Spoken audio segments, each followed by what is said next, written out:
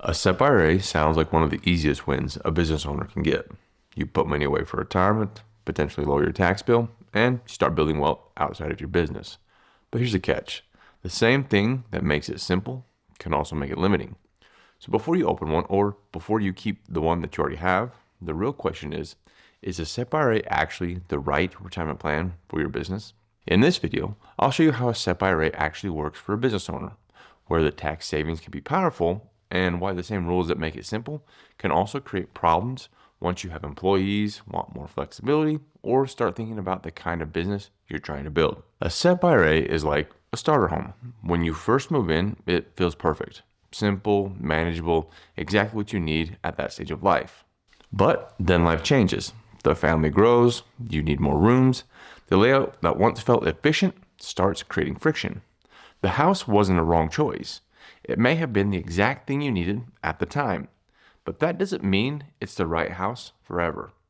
That's how a business owner should think about a SEP IRA, not as good or bad, as a tool that fits a certain stage of business extremely well, and becomes less useful as the business changes and evolves.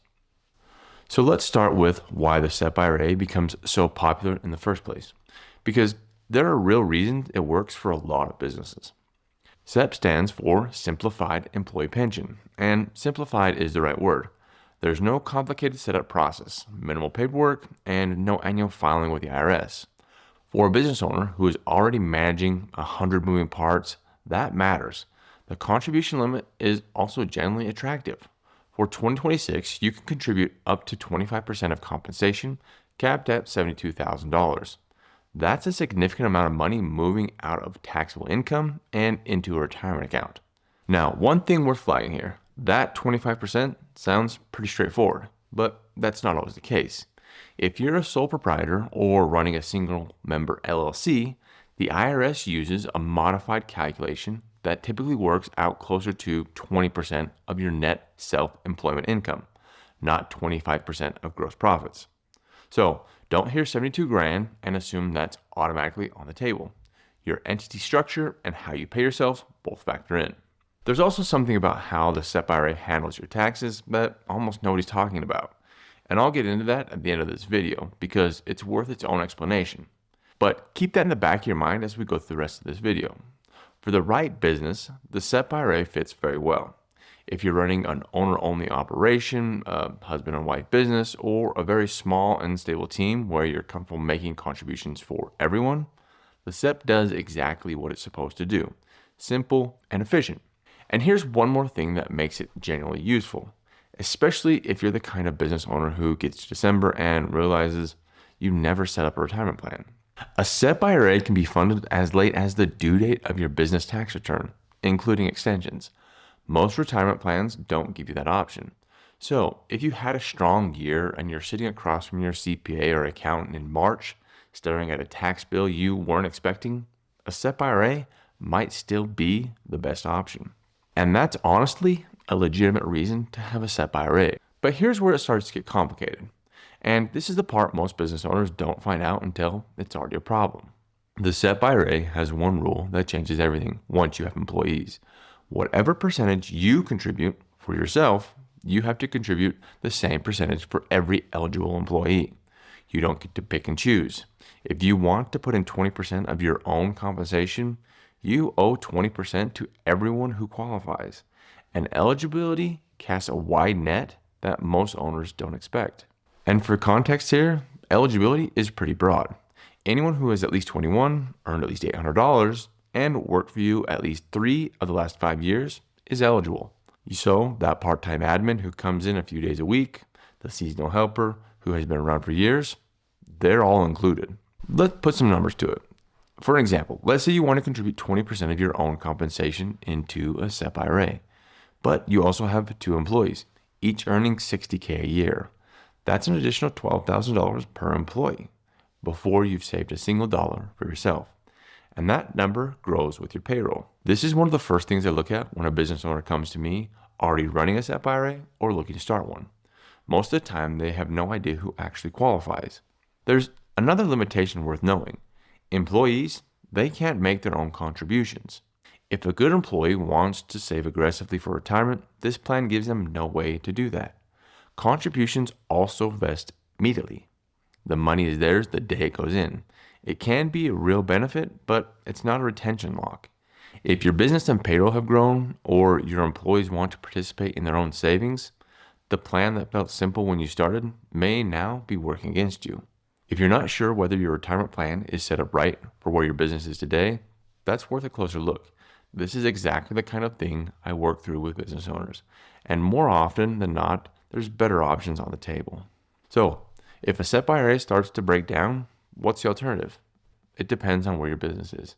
If you're truly owner only, just you or a spouse, a solo 401k is worth a quick look. It lets you contribute as both the employee and the employer, which means you can put significantly more money away at moderate income levels than a SEP would allow. Simple businesses, simple solutions. But if you have employees, the more relevant comparison is a traditional 401k. And this is where the gap becomes real. A 401k lets your employees defer from their own paychecks. That means your team is building their own retirement savings without it coming out of your pocket the same way a SEP contribution does. You, as the employer, can still make contributions, a match, a profit sharing contributions, or both. But you have control over the design in the way the SEP simply doesn't give you.